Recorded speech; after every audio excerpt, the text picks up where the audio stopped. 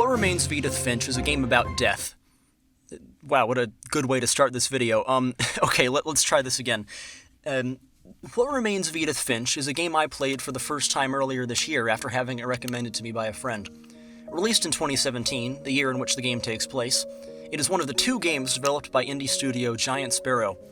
Santa Monica Studio had initially planned to assist with this game's development, as they had done previously for titles such as Journey, Fat Princess Adventures, and Giant Sparrow's first game, The Unfinished Swan. However, after the studio decided to cut it from their lineup, it was picked up by the newly formed Annapurna Interactive, becoming the first game of many that they had ever published. Edith Finch is a short little narrative-driven first-person adventure game, clocking in at a total runtime of a little over 2 hours for most players. Despite its short length, or perhaps because of it, it has quickly become one of my all-time favorite games, number 8 to be exact. In this video, I'm going to briefly analyze this masterpiece according to the 8 kinds of fun, as described by video game man Mark LeBlanc on his website 8kindsofFun.com. Before we get too deep though, there are just a few for us to knock out real fast in the beginning. Number 1, we've got Fellowship. This game's narrative, which we'll be diving deeper into in just a bit, sees the player take control of the last living member of the Finch family as she explores her ancestral family home, so it would be just a little strange if you're able to interact with other players. Next up, Expression. As an extremely linear, single-player, narrative-driven game played from a first-person perspective, player choice is omitted for the most part. And finally, Submission, I am glad to say. Despite loosely falling under the blanket term of walking simulator, its narrative focus and extremely short playtime ensure that it avoids most any sense of mindlessness or tedium. Okay, now on to the big ones, starting with narrative. Oh boy, the narrative. Every video game player will have certain kinds of fun that they tend to gravitate to and value more than others, and for me, this is it. What's more, in my humble opinion, this game features one of the best, most emotional, and well-written stories ever to be found within the video game medium. As I said in the beginning of this video, What Remains of Edith Finch is a game about death. It follows the titular character, 17-year-old Edith Finch, as she returns one final time to the house her family had occupied for generations, abandoned only a few years prior to the events of the game. As the very last Finch left alive, she has inherited the house along with countless unanswered questions surrounding the strange and untimely deaths of each of her relatives at the hands of a supposed family curse that has followed them for centuries. Next, Fantasy. Is the family curse real? Well, that's for you to decide. Much of Edith Finch's narrative centers around that question, whether the undoubtedly unfortunate Finch family is truly victim to a generational curse or simply responsible for endlessly perpetuating a long series of self-fulfilling prophecies. Nothing in the lives of the Finches is to be expected except, as it would seem, death. They've all grown so comfortable with death that it has become less of a tragedy to them and more of an indispensable piece of their family. It's what makes the Finches the Finches. As Edith uncovers the strange stories surrounding the demise of each of her grand and great-grandparents, aunts, uncles, and siblings, many of them for the first time, the player is allowed to take control of these family members during their final moments, and is oftentimes left with a great deal of uncertainty regarding the total accuracy of what they see. Discovery. The Finch property is a large, strange place. If any house were to be the dwelling of a cursed family, it would be this one.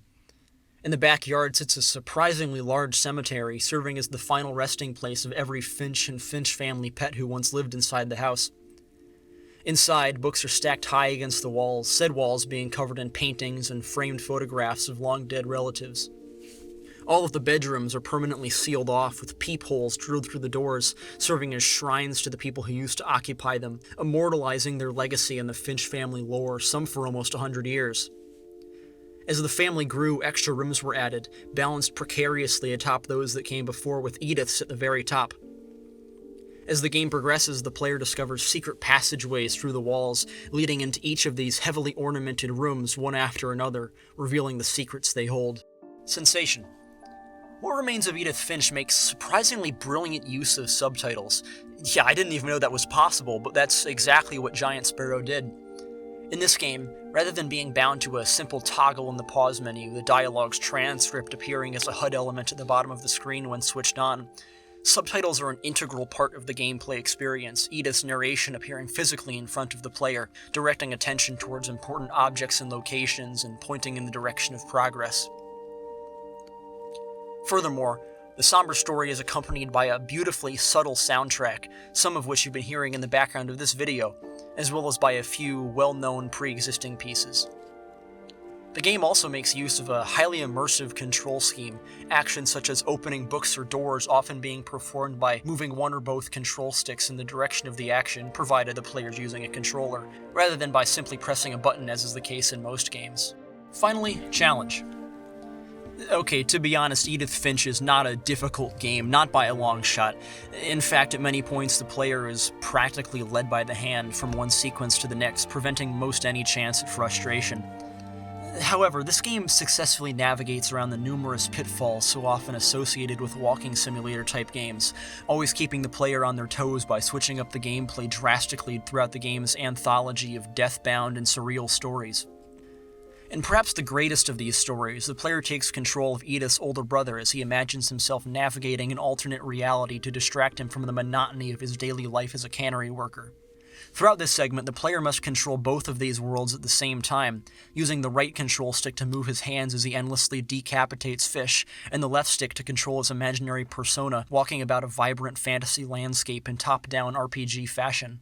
Where this game offers its real challenge, however, is trying not to cry at the end. Like, dude, it's just so good. I don't even know what to say, dude. It's just a perfect ending.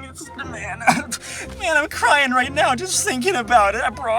Come on, now while I'm recording, dude. Come on.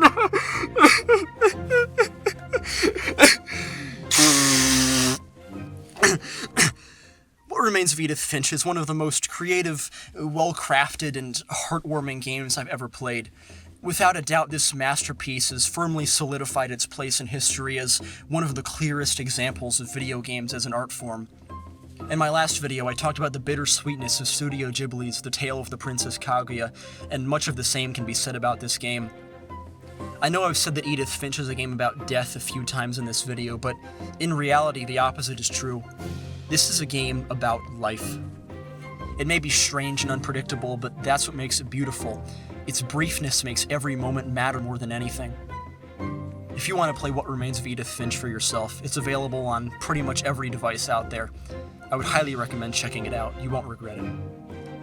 Thank you for watching.